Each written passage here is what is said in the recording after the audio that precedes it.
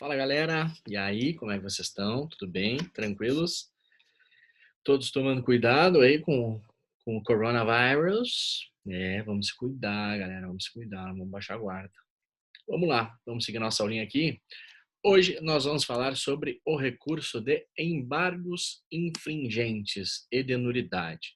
É um recurso interessante, é um recurso que não se utiliza muito na prática, mas é um recurso que a gente tem que conhecer.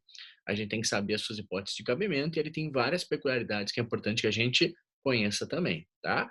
Então, primeiro, ele é um recurso previsto no artigo 609, parágrafo único do Código de Processo Penal. Tem duas vírgulas aqui, mas é só uma. Vamos dar uma olhada na conceituação. Então, afinal, o que é o tal do recurso de embargos infringentes? Olha só, trata-se de recurso privativo da defesa. Galera, isso é importante, tá? Aqui, ó, achei que eu estava procurando. Recurso privativo. Não ficou legal. Ficou, ao invés de acentuar, desacentuou. Não curti esse marca-texto. Não curti esse marca-texto. Vamos apagar isso aqui. Vamos apagar isso. Nada eras esse marca-texto aí. Vamos voltar com a nossa caneta. É um recurso privativo da defesa. Significa o que significa? Que é um recurso privativo da defesa, que só a defesa pode usar. Ou seja, o Ministério Público não pode interpor embargos infringentes. Não esqueçam disso, tá, galera? Às vezes podem tentar nos pegar numa pegadinha, dando uma hipótese ali de um caso que a gente vai ver, numa decisão divergente, mas uma decisão favorável ao réu, perguntando se o Ministério Público pode interpor embargos infringentes de nulidade. A resposta é não, porque ele é um recurso privativo, exclusivo da defesa, tá bem? Voltado a garantir uma segunda análise da matéria decidida pelo órgão julgador em instância recursal, por ter havido maioria de votos e não unanimidade, ampliando-se o quórum de julgamento. Em seguida, a gente vai ver alguns casos, em seguida vai ficar mais tranquilo, mas é importante a gente gravar aqui duas informações, ó. Recurso privativo da defesa e decisão não unânime. São duas informações importantes. O recurso de embargos infringentes e de nulidade pressupõe uma decisão colegiada que não tenha sido unânime, ou seja, um dos desembargadores divergiu, um dos magistrados que participou daquele julgamento divergiu. Então foi uma decisão por 2-1. 2 votaram para condenar e 1 para absolver. 2 votaram para não reconhecer a nulidade e 1 para reconhecer. 2 votaram para fixar a pena em 10 anos e 1 votou para fixar a pena em 5. Em todas essas hipóteses, cabe recurso de embargos infringentes e de nulidade por parte da defesa, que vai tentar fazer com que aquele voto minoritário prevaleça. Então, um segundo exame sobre a matéria que integrou aquele voto minoritário vai ser feita pelo Tribunal de Justiça, vai ser feito, melhor dizendo, pelo Tribunal de Justiça, beleza? Olha só, aqui é uma divisão apenas doutrinária para que a gente saiba, porque na prática não tem muita diferença, tá? Nós temos embargos infringentes e os embargos de nulidade. Tá tudo no mesmo artigo, é tudo o mesmo recurso, tá? Mas tecnicamente, para a gente aprimorar o nosso conceito, ó. Embargos infringentes, ele vai se apresentar, essa hipótese vai se apresentar quando a gente estiver impugnando uma matéria de mérito, uma matéria de direito, como, por exemplo, uma absolvição, uma redução de pena, uma substituição de pena. Não estaremos discutindo aqui uma questão processual, tá? No caso de acolhimento dos embargos infringentes, o órgão julgador revisa o julgado e não anula a decisão, porque a discussão é uma questão de mérito. Então, se 2 desembargadores votaram para condenar o réu e um desembargador votou para absolver, porque achava que não tinham provas suficientes, é possível a interposição de embargos infringentes, discutindo a insuficiência de provas. Caso se acolha os embargos infringentes, caso seja acolhido o recurso, não vai ocorrer nulidade, vai ocorrer a absolvição, porque aquela matéria vencida no primeiro recurso se tornou vitoriosa. E o recurso de embargo de nulidade é quando a discussão diz respeito à matéria processual, normalmente nulidades. No caso de acolhimento dos embargos de nulidade, o resultado que a gente tem é a anulação do processo ou do ato defeituoso impugnado. Importante, ó, galera, aqui, ó. Há uma espécie de fungibilidade institucionalizada e automatizada. Significa dizer que não faz diferença o nome em iuris do recurso aqui. Não faz diferença se a gente, por exemplo, não vão deixar de conhecer o nosso recurso se eu botar só embargos infringentes e estiver impugnando uma nulidade. Então, eu tô interpondo o recurso cujo voto vencido versava sobre uma nulidade. E eu apresento lá, vem a presença de Vossa Excelência interpor embargos infringentes. Não tem problema, os tribunais vão reconhecer, tá? Tá tudo no mesmo dispositivo legal, embargos infringentes e de nulidade. Eu fiz essa diferenciação só para a gente tecnicamente conhecer precisamente as peculiaridades aqui desse recurso, que a gente trata como um recurso só, tá? Apesar de poder impugnar duas matérias distintas. Vamos adiante. Competência para julgamento. Quem é que vai julgar os embargos infringentes e embargos de nulidade? É um órgão jurisdicional hierarquicamente superior, imediatamente hierarquicamente superior. Então, se, por exemplo, aqui no Tribunal de Justiça do Rio Grande do Sul, o recurso foi julgado, um recurso de apelação, foi julgado pela primeira Câmara Criminal, quem vai julgar os embargos infringentes do voto vencido dessa apelação vai ser o primeiro grupo criminal. O que é o grupo criminal? É a junção de duas câmaras. Então, olha só, eu tenho aqui a primeira Câmara e a segunda Câmara do Tribunal de Justiça. A junção da primeira e da segunda Câmara formam o primeiro grupo criminal. Então, temos ali a primeira Câmara Criminal, a segunda Câmara Criminal, e as duas juntas formam o primeiro grupo criminal. Se foi uma apelação julgada aqui pela primeira Câmara Criminal, quem vai julgar vai ser o primeiro grupo. Aí depois a terceira e a quarta Câmara Criminal formam o segundo grupo criminal, a quinta e a sexta Câmara Criminal formam o terceiro grupo criminal, entenderam? É um órgão hierarquicamente superior à Câmara, o grupo é, né? Falei que nem índio, mestre Yoda. É um órgão, o grupo é, mas o grupo é um órgão hierarquicamente imediatamente superior à Câmara Criminal, que é responsável por julgar o recurso que a gente está estudando de embargos infringentes e de nulidade. Beleza? Isso na Justiça Estadual, TJRS aqui. Na Justiça Federal acontece a mesma coisa, só que com nomenclaturas distintas, tá?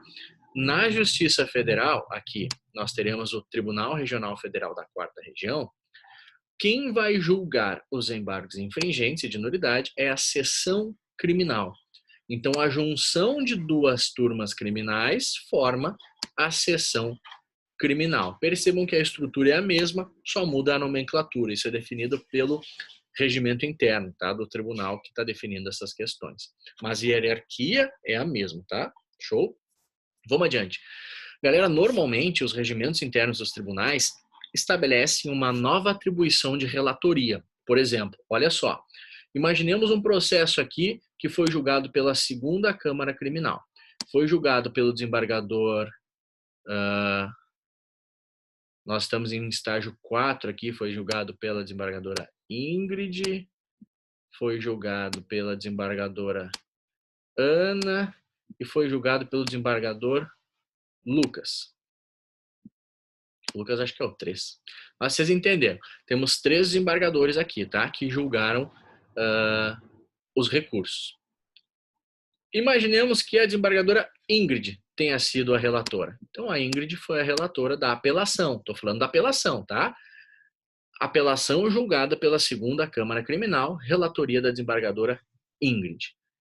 A Ingrid negou provimento ao recurso.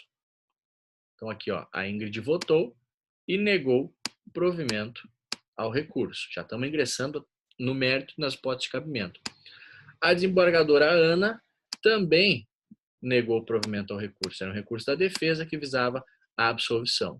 E o desembargador Lucas deu provimento ao recurso. Então, olha só, a Ingrid estava mantendo a condenação, negou provimento à apelação da defesa. A Ana estava mantendo a condenação, negou provimento ao recurso da defesa. E o Lucas estava absolvendo. Olha, dou provimento ao recurso da defesa e absolvo o réu. nós temos aqui um voto divergente. Então, nós temos uma decisão não unânime e essa decisão é desfavorável à defesa, proferida em um recurso de apelação, passível, portanto, de impugnação por meio de embargos infringentes, nesse caso, porque versa sobre o mérito. Só que, beleza, então eu vou interpor aqui embargos infringentes para o primeiro grupo criminal do Tribunal de Justiça do Rio Grande do Sul. Só que os regimentos internos normalmente estabelecem que não seria razoável que a desembargadora Ingrid fosse a relatora. Olha só, não significa que ela não possa participar do julgamento. Ela pode participar do julgamento, ela só não pode ser a relatora. Se ela ia fazer o mesmo relatório, normalmente o relator, em alguma medida, influencia os outros julgadores. É claro que eles têm autonomia e podem votar de acordo com a sua consciência, mas seria razoável que se possibilitasse um novo relatório, que outro desembargador que ainda não tomou contato com o processo, ou que pelo menos não tenha sido o relator, que ocupasse essa função quando do julgamento dos embargos infringentes e de nulidade. Tá bom? Então, normalmente os regimentos internos estabelecem isso. Pode ser que a Ingrid participe, mas não na condição de relatora do processo. Quando ela for votar, ela vai dizer: nego acolhimento aos embargos infringentes apresentados, porque já me manifestei na apelação mantendo a condenação. Ela pode dizer isso. Se ela quiser mudar de ideia, ela pode mudar de ideia. Revisando o posicionamento, entendo que a caso de acolher posicionamento pode soar um pouco incongruente, mas é uma possibilidade que existe. Beleza, galera? Tudo em ordem? Let's go! Caprichei no English, hein? Let's go. Hello, very good. Good pre. Vamos lá. Olha só. Hipótese de cabimento do recurso de embargos infringentes. Tô escuro, né? Olha só. Uma escuridão, nem eu me enxergo aqui. Hipótese de cabimento do recurso de embargos infringentes de nulidade. Já começamos a ver, mas é importante a gente gravar algumas coisas. Primeiro de tudo, decisão não unânime. Então aqui, a gente teve um voto divergente. Nesse caso aqui, o Lucas divergiu. Então a gente precisa de uma decisão não unânime. A gente precisa que seja uma decisão desfavorável ao réu. Aqui ele está sendo condenado. Se fosse o contrário, se a Ana estivesse dando provimento ao recurso da defesa, nós teríamos também uma decisão não unânime, 2-1, mas seriam 2-1 para absolver o réu. O réu estaria sendo absolvido. Nesse caso, não caberia embargos infringentes. Mas é uma decisão não unânime. Mas é uma decisão não unânime favorável à defesa e o Ministério Público não tem legitimidade para interpor embargos infringentes de nulidade. Tá? Beleza? Então aqui, decisão não unânime proferida no julgamento de apelação, recurso em sentido estrito ou agravo em execução. Lembrando também que é um recurso exclusivo da defesa, porque exige que essa decisão não unânime seja desfavorável ao réu. Então, uma decisão que está mantendo a pena quando tem um voto divergente reduzindo, é uma decisão que está rejeitando uma nulidade quando tem um voto divergente e acolhendo essa nulidade. É uma decisão que está não substituindo a pena quando tem uma decisão divergente substituindo a pena. Todas essas são hipóteses de cabimento, tá? Então tem que haver um voto divergente a favor da tese defensiva.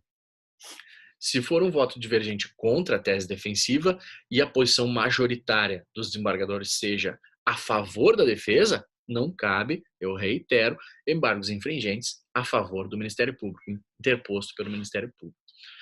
Olha só, não cabem embargos infringentes de nulidade de decisão não unânime proferida por turmas recursais. Então, no âmbito do Juizado Especial Criminal, não é possível falar em embargos infringentes de nulidade. Se entende, que as turmas recursais não são consideradas tribunais. Também não cabem embargos infringentes de decisões não unânimes proferidas no julgamento de habeas corpus, embargos declaratórios, revisão criminal e outros recursos que não sejam esses aqui em cima expostos. Beleza, galera? Estamos gravando aqui as principais informações referentes aos nossos embargos infringentes. Vamos adiante. Alguns exemplos de cabimento, algumas hipóteses de cabimento. 2 desembargadores mantêm a sentença condenatória e o terceiro absolve o réu. Então a gente tem aqui Câmara Criminal. Um desembargador condena outro desembargador condena e um desembargador absolve. Nós podemos interpor embargos infringentes com base nesse voto absolutório, perfeitamente possível, beleza? Agora, segundo exemplo, 2 desembargadores denegam a preliminar de nulidade e o terceiro acolhe para anular a sentença. Então, de novo, agora a gente tem aqui Câmara Criminal, um desembargador rejeita a preliminar, outro desembargador rejeita a preliminar e o outro acolhe a preliminar. Então, tem 2 que não estão anulando, não há nulidade por violação ao artigo 212. E tem o terceiro que está dizendo, rogando vênia aos eminentes colegas, estou acolhendo a preliminar por considerar que há sim nulidade por violação ao artigo 212. Então, é perfeitamente possível os embargos infringentes para o grupo criminal nesse caso. Terceiro exemplo, 2 desembargadores não conhecem da apelação por considerá-la intempestiva e o terceiro desembargador, entendendo tempestivamente interposto o recurso, conhece dele. Mesma coisa, uma decisão não colegiada, colegiada, não unânime, desfavorável à defesa. É possível que eu interponha embargos infringentes de nulidade para ver o meu recurso conhecido. E quarto exemplo, 2 julgadores mantêm a pena interposta ou aumentam se o recurso foi do Ministério Público e o terceiro vota pelo redimensionamento da dosimetria, diminuindo a pena aplicada. Então a gente tem aqui, vamos imaginar, recurso do Ministério Público e da defesa. Os 2 recorreram. O Ministério Público pede o aumento da pena, a defesa pede a diminuição da pena. Temos aqui uma Câmara Criminal. Desembargador 1 dá provimento ao recurso do MP para aumentar a pena para 15 anos. Ela tinha sido fixada em 10. Desembargador 2, da mesma forma, dá provimento ao recurso do MP para fixar a pena em 15 anos. Desembargador 3, ele nega provimento ao recurso da defesa. Todos esses aqui também negaram provimento ao recurso da defesa, tá? Nega provimento, recurso da defesa e dá provimento ao recurso do Ministério Público. Nega provimento ao recurso da defesa e dá provimento ao recurso do Ministério Público. Aqui nega provimento ao recurso da defesa, mas também nega provimento ao recurso do MP. Ou seja, ele está mantendo a pena em 10 anos. Cabe embargos infringentes aqui? Cabe sim, porque nós temos uma decisão não unânime proferida por um tribunal prejudicial à defesa em um recurso de apelação. Aqui, ó, parcial, provimento do recurso do Ministério Público, provimento do recurso do Ministério Público, não provimento do recurso do Ministério Público. Nós queremos que essa decisão aqui, que não provê o recurso do Ministério Público, seja a decisão que prevaleça, seja a decisão vitoriosa. Então, nós vamos interpor embargos infringentes submetido aqui ao grupo criminal, porque a gente quer que prevaleça essa decisão que manteve a pena em 10 anos, beleza? Vamos adiante, galera. Olha só, é possível embargos infringentes quando houver divergência em relação ao valor da indenização. Então, o artigo 387 estabelece que o juiz criminal pode estabelecer um valor mínimo referente à indenização por perdas e danos em favor da vítima. É possível que haja uma divergência em relação a isso e isso justificaria a interposição do recurso. Forma de interposição: petição nos autos com as razões inclusas. Tá? Então, tem que interpor o recurso já com as razões. Tá? Tem que ser a interposição por petição, tem que peticionar nos autos e eu tenho que apresentar já as minhas razões. Prazo: 10 dias é o prazo para interposição, já apresentando as razões, tá? Preparo normalmente não se exige, salvo, né, em caso de ação penal privada, e até mesmo porque é um desdobramento do recurso originário. Então, em regra, não há preparo para o recurso de embargos infringentes de nulidade. Legitimidade, já vimos, mas é importante frisar, é exclusivo, um recurso exclusivo da defesa. O Ministério Público não pode interpor embargos infringentes. E o gravame está relacionado à existência de um voto minoritário, um voto divergente, que cause, que tenha, né, como solução uma consideração favorável ao acusado, mesmo que mínima. Uma diminuição do valor de multa, diminuição de 1 mês de pena, mesmo que mínimo, o voto divergente ele possibilita a interposição de recurso de embargos infringentes, porque o gravame está nessa decisão não unânime desfavorável ao acusado. Então aqui botei alguns exemplos. Se for uma pequena redução da pena privativa de liberdade, a aplicação da pena de multa, uma mudança de regime ou até uma diminuição no valor da indenização que fique num voto divergente, que não foi acolhido pelo órgão colegiado, isso justificaria a interposição do recurso de embargos infringentes. Que mais? Outro ponto importante, ó, galera. A extensão. O que eu posso discutir no meu recurso de embargos infringentes? Imaginemos que na minha apelação eu tenha alegado a existência de uma nulidade, tenha pedido absolvição e tenha pedido a redução da pena. Se houve uma divergência tão somente na redução da pena, os 3 embargadores concordaram que não houve nulidade, os 3 embargadores concordaram que eu não devia ser absolvido, mas um desembargador divergiu em relação à pena. Então, os 3 concordaram na rejeição da nulidade e na manutenção da condenação, mas na aplicação da pena, 2 mantiveram lá a pena em 10 anos e um reduziu para 8. Eu posso interpor embargos infringentes? Posso, nós já vimos. Mas o que eu posso discutir nesses embargos infringentes? Eu só posso discutir o ponto da divergência. Eu só posso discutir o voto vencido.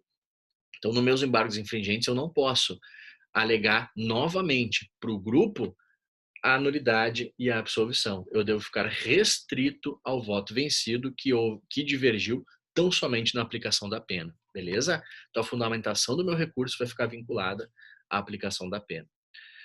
Efeito devolutivo, nós já falamos, mas a matéria apreciada é devolvida ao Poder Judiciário para um órgão hierarquicamente superior. Não é cabível a possibilidade de reexame pelo mesmo colegiado. Na Justiça Federal, quem vai julgar é a seção criminal. Na Justiça Estadual, é o grupo criminal. Outro ponto importante que nós já vimos, o fato de os mesmos magistrados ingressarem à Câmara e o grupo não significa que há efeito regressivo, pois se trata de órgão jurisdicional distinto. Então, vamos, fiador passando aí, galera. Então, é o seguinte, aquele exemplo que a gente falou, a Ingrid julgou a apelação na Câmara e julgou a apelação no grupo. Isso não é efeito regressivo, porque no primeiro momento ela estava jurisdicionando perante a Câmara, no segundo momento ela estava jurisdicionando perante o grupo. Efeito suspensivo impede a expedição de mandado de prisão porque não houve trânsito em julgado. Então não é possível o cumprimento de pena aqui antecipado, de acordo com a atual orientação da nossa jurisprudência. E é possível a extensão de efeitos, de acordo com o artigo 580 do Código de Processo Penal. Se o recurso aproveitar a um dos réus, não sendo por circunstâncias de caráter estritamente pessoal, é possível que os efeitos desse recurso sejam estendidos aos demais. Pessoal, encerramos por aqui. Eu só quero ver mais uma coisinha com vocês. Quero que vocês quero que vocês venham. Meu Deus do céu. Quero que vocês vejam a redação aqui do artigo 609. Deixa eu abrir. 609. Ó, deixa eu compartilhar a tela certa agora. Jesus, onde é que eu tô? Não consigo me achar. Voltar para a reunião. Vocês estão vendo minha tela aí? Interromper, compartilhar. Oi.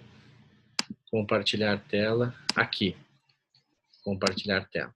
Aqui, ó. Acho que agora tá dando. Vamos dar uma olhada aqui na redação, ó. 609, parágrafo único. Vamos ler tudo. Todo 609. Os recursos, apelações e embargos serão julgados pelos tribunais de justiça, câmaras ou turmas criminais, de acordo com a competência estabelecida nas leis de organização judiciária. E o 609, parágrafo único, quando não for unânime a decisão de segunda instância, desfavorável ao réu, admitem-se embargos infringentes e de nulidade, que poderão ser opostos dentro de 10 dias a contar da publicação de acórdão, na forma do artigo 613. Se o desacordo for parcial, se divergiu só em relação à pena, por exemplo, os embargos serão restritos à matéria objeto de divergência. Exatamente o que a gente viu. Queria que vocês vissem só como esse recurso está estabelecido e sistematizado na legislação. Tá bem, galera? Fiquem com Deus. Qualquer coisa que precisarem, Tamo junto. Beijo no coração.